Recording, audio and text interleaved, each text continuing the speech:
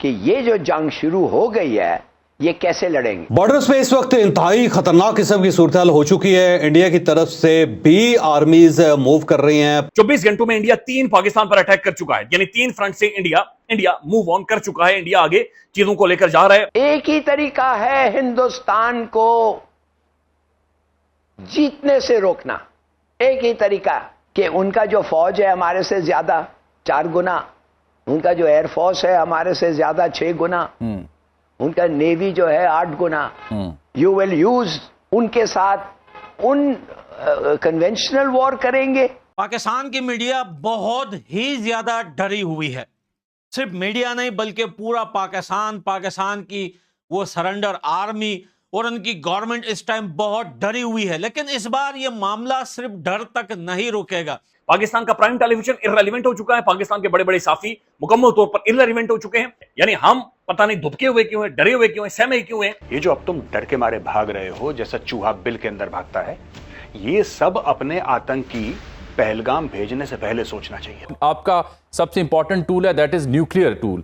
आप कह रहे हैं वो बाकी रह गया, उसके अलावा बाकी ऑप्शंस में हम शायद उनको बीट ना कर सकें, ये कह रहे हैं आप? यस, और कोई ऑप्शन हमारा है ही नहीं, ओनली न्यूक्लियर ऑप्शन। और इसको हमारे लोगों को समझ जाना चाहिए। ये जो तुम्हारा न्यूक्लियर बकवास है ना, किसी को 2 रुपए का फर्क नहीं पड़ता। 2 रुपए का फर्क नहीं पड़ता। तुम्हारी औकात नहीं है। मैं तुम्हारे मुंह पे बोल रहा हूं, तुम्हारे पास इतने पैसे नहीं है कि तुम टैंक में तेल डाल दो। यही जनरल बाजवा ने बोला था। न्यूक्लियर पावर बकवास, सुन लो इनकी बकवास। एक्चुअल मैटर यह है कि हिंदुस्तान जो हमारे से 10 गुना ज्यादा बड़ा है, 4 गुना ज्यादा फौज, 6 गुना ज्यादा एयरफोर्स, 8 गुना ज्यादा नेवी, उनका एयरक्राफ्ट कैरियर अभी उधर लाके खड़ा कर दिया है। क्या ये फोर्स को हम रेजिस्ट कर सकते हैं? एक बात तो क्लियर है कि पाकिस्तान को अगर कोई मिटा सकता है कि वो भारत है, क्योंकि निकला भारत से है और भारत ही इसका एंड करेगा। और एंड का जो है वो टाइम आ चुका है।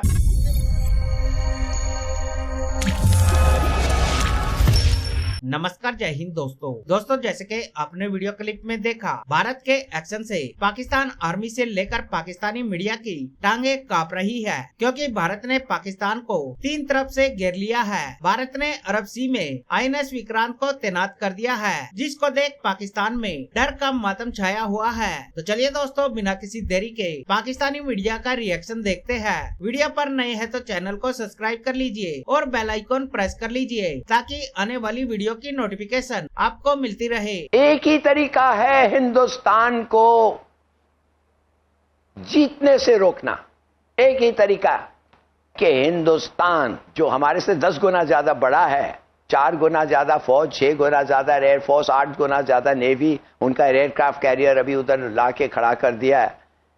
क्या ये फोर्स को हम रेजिस्ट कर सकते हैं? बिल्कुल कर सकते हैं। करके दिखाया कर सकते हैं। नहीं दिखाया, किधर दिखाया है? किधर दिखाया? अभी तो 100 बिलियन का इन्होंने अभी वेपन्स जो लिए हैं, ये किसके लिए लिए हैं? ये इंडिया ने ये हर जगह जाके जो तैयारी लगे, किस लिए भाई? ये तो पाकिस्तान के लिए लिया है। और हमारे पास जो भी है अच्छे लड़ेंगे, नो डाउट, बहादुरी से लड़ेंगे, no doubt, but then numbers count. और अब ये वक्त आ गया है टू काउंट। और हमारे पास 160 न्यूक्लियर वॉरहेड्स हैं। एक ही तरीका है हिंदुस्तान को जीतने से रोकना, एक ही तरीका। जैसे एक ही तरीका है यूक्रेन को, रूस को रोकने के लिए, मगर यूक्रेन ने अपना वेपन्स दे दिया है। It has surrendered it's nuclear weapons. बिल्कुल ठीक। जफर साहब, आज बिहार में नरेंद्र मोदी बोले हैं कि जिन्होंने ये हमला किया है, ये आतंक किया है, उनको सपोर्ट करने वालों को मैं कल्पना कर रहा हूं कि उनको इससे बड़ी सजा मिलेगी। बची खुची जमीन को हम मिट्टी में मिला देंगे। वो तो बिहार में हूं या जहां भी हूं, जाके पाकिस्तान का नाम लेकर भी और लिए बगैर भी कुछ और ही कॉन्सिक्वेंसेस हमें दिखा रहे हैं। मोदी ये एक जेनोसाइडल मेनियक है। ये नेतन्याहू से कम नहीं है। क्यों अमेरिका ने इसे बंद किया था from visiting the United states? इसीलिए किया था ना कि द मैन इज गिल्टी। आप इससे एक्सपेक्ट करते हैं ह्यूमैनिटी? इससे आप कोई चीज एक्सपेक्ट करते हैं? मैं कहता हूं कि अगर इस दफे भी किसी तरीके से बाय सम मिरेकल आप बच जाएं जंग से, आप समझते हैं कि मोदी के इसके रहने में और फिर ऐसे मौके नहीं आएंगे? How many times will you just barely escape war? तो you have to be ready.